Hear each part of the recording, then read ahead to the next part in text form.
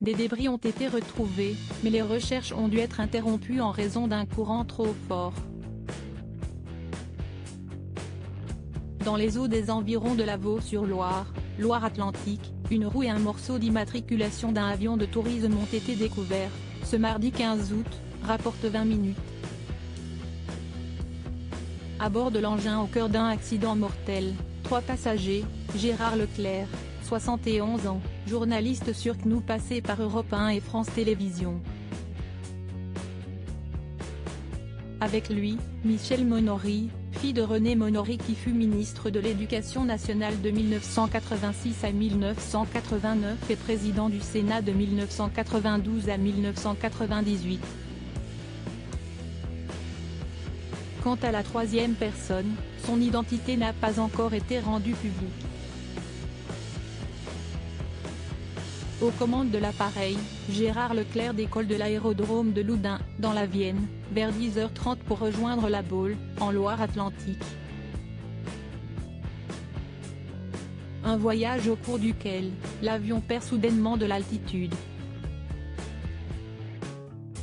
Si le plan de sauvetage aéroterrestre, SATER, est activé, aucun signal n'est envoyé. L'engin s'écrase à l'embouchure de la Loire et du canal de la Taillée, selon les informations de Paris Match. Sur place, les chercheurs ont été contraints de suspendre les fouilles en raison d'un courant trop fort avant de les reprendre aux alentours de 23h30, rapportent nos confrères. À l'heure actuelle et malgré les recherches, aucun corps n'a été retrouvé, indique le parquet de Saint-Nazaire, le soir du drame. Au même moment, une source proche du dossier explique que 2 corps ont été aperçus dans l'épave par des plongeurs ainsi que des éléments indiquant qu'il y avait une troisième personne à bord, rapporte 20 minutes. Paris Match confirme ce mercredi 16 août que la reconnaissance subaquatique a permis de repérer 2 victimes et qu'un corps est coincé dans le cockpit. Ces tragiques décès de personnalités qui ont déjà marqué l'année 2023. Pascal Praud, Laurence Ferrari et Evelyne Delia réagissent à la mort de Gérard Leclerc, une triste nouvelle à laquelle ont réagi plusieurs personnalités. Parmi elles, Pascal Praud. Sur son compte X, anciennement Twitter, l'animateur de CNews rend hommage au demi-frère de Julien Clerc. Gérard Leclerc était un honnête homme. Il était aussi une belle personne. J'aimais son intelligence, son humour, sa distance.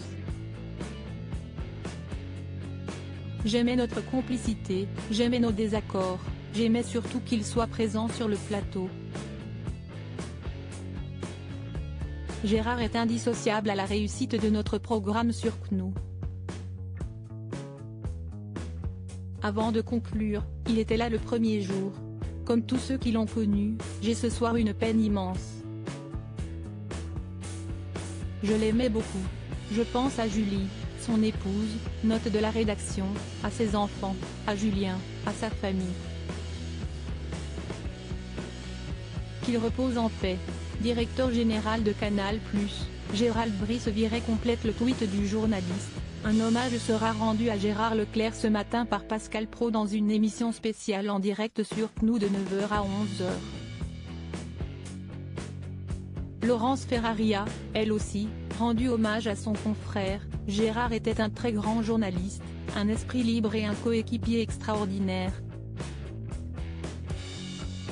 Nous sommes tous bouleversés au sein de la rédaction de CNews, nous qui avons eu la chance de travailler à ses côtés. Immense pensée à ses enfants, à Julie et à toute sa famille. Evelyne Delia réagit à son tour sur le réseau social, très grande émotion et immense tristesse en apprenant la disparition de Gérard Leclerc. Mes pensées vont vers toi chère Julie. Crédit photo, agence.